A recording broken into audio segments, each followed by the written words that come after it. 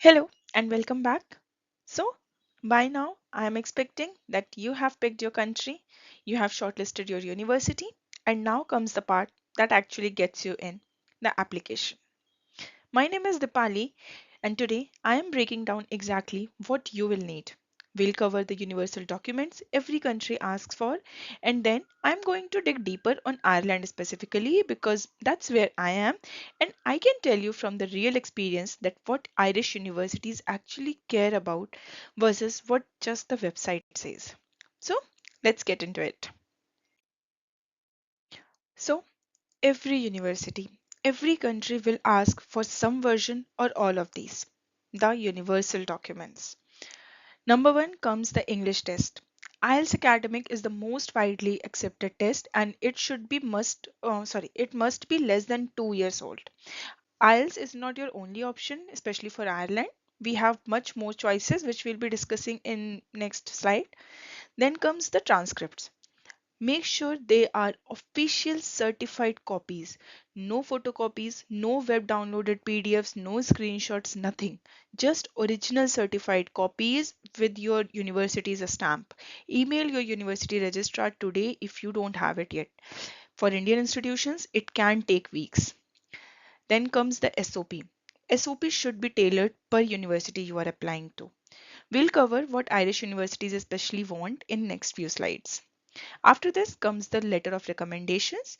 Ideally, we need two letters on the official letterhead which should be directly sent by your recommender, not by you through your some other mail IDs, through your parents' mail IDs, through your friends' mail IDs. No.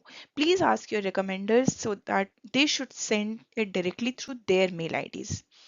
After this comes the CV, which should be abroad format or especially Irish format, which means it should not be longer than 1 to 2 pages and preferably there should not be any photo on that.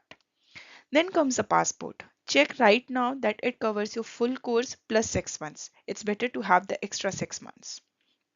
Then the passport size visa standard photographs.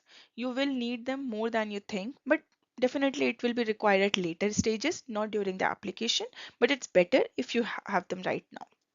The single most important advice from my end is start the moment you decide to apply. Don't wait for the offer. By the time it arrives, you want documents ready to submit within days. You don't want at that time you should be collecting the documents. No, try to have your documents ready. Now, the IELTS requirements for the Irish universities. Let me give you the verified picture. The main research universities like TCD, UCD, UCC, DCU, and University of Galway, all of them require 6.5 overall with no band below 6.0 for most postgraduate programs. For undergraduate and research, you may get into their official websites and you will find it there. I'll paste the link in description as well. If you are going into medicine, law, or pharmacy at TCD, UCD, or UCC, then it may also go up to 7.0. Please verify at their official websites. The technological universities like TU Dublin, MTU, SETU, ATU are slightly more accessible at 6.0 overall. They accept lower rates. Now, from being here, these are the minimums. They are not the targets. Popular programs are competitive. If you score exactly 6.5, you might still get in, but you're competing with people scoring 7.0. So aim for 6.5 with no individual band below 6.0 to give yourself the best chance. As I said earlier, we have more options other than IELTS and they are TOEFL IBT, for which scores of 4.5 overall are usually accepted in Ireland. Good if you are also applying to US universities as a backup option. Then comes Duolingo.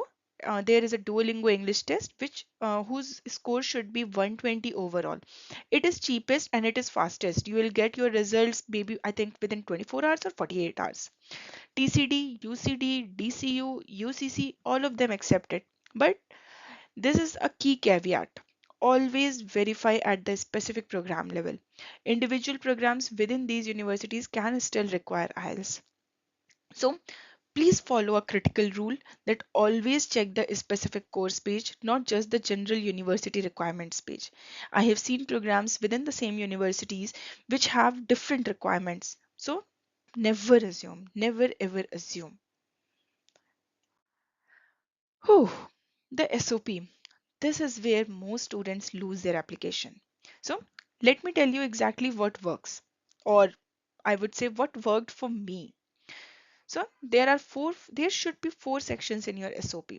The opening, your academic background, why you are choosing that particular university, and at the end comes, oops, I'm sorry, your career goal. So starting with the hook or the opening. So don't start with what I am writing to apply, because everyone does that. Start with a specific moment, a specific problem, or a specific goal which is just yours. It's yours only. It is tailored about you.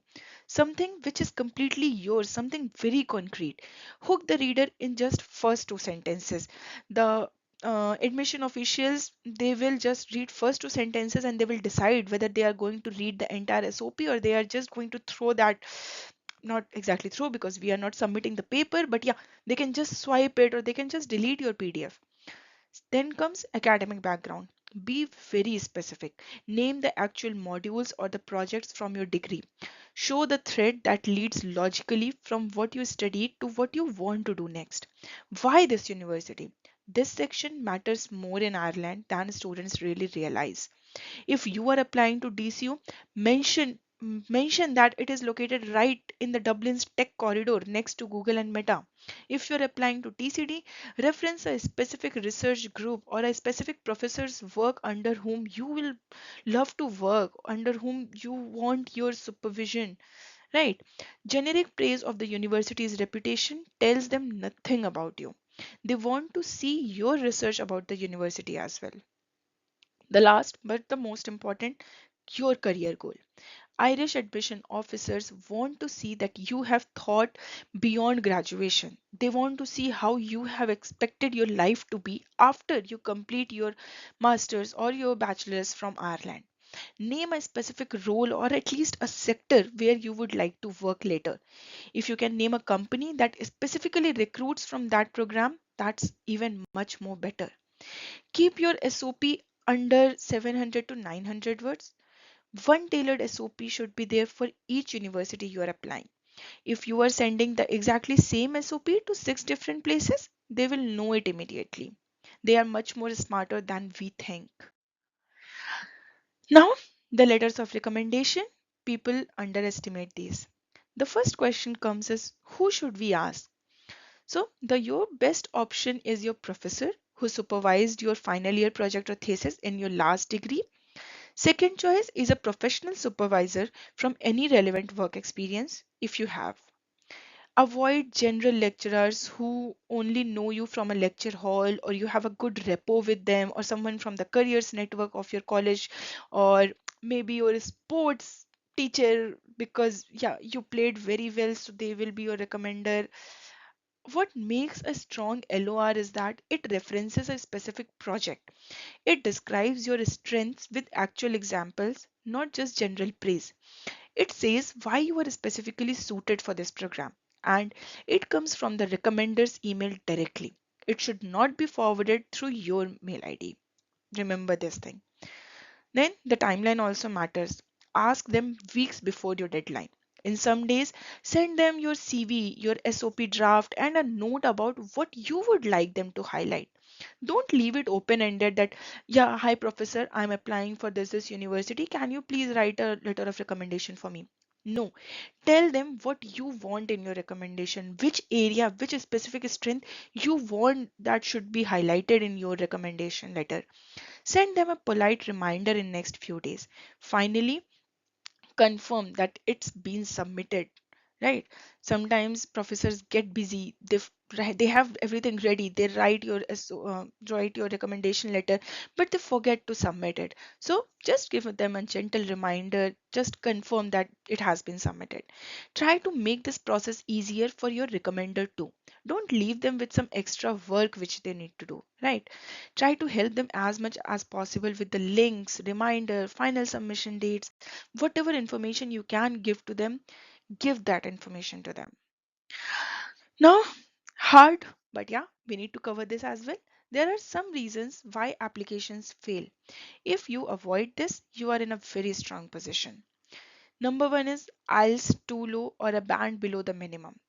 That becomes automatic rejection. Most of the universities will send you the conditional offer and then you can submit your IELTS score. So yeah, you have that buffer that you will get the better IELTS score before submission, but don't submit the IELTS with the low score. Retake if required. And by IELTS, I mean any English proficiency test. It can be TOEFL, it can be Duolingo, or it can be IELTS. Just make sure that your score is above or at least equal to what the specification in the or the what the requirement in the program is. Don't gamble on borderline scores. Second is too generic SOP. Admissions team read hundreds. Then they'll know immediately when it is copy pasted or when it is AI written. One tailored statement per university. I'm sorry I'm repeating this, but it is very important. Number three is uncertified or untranslated transcript.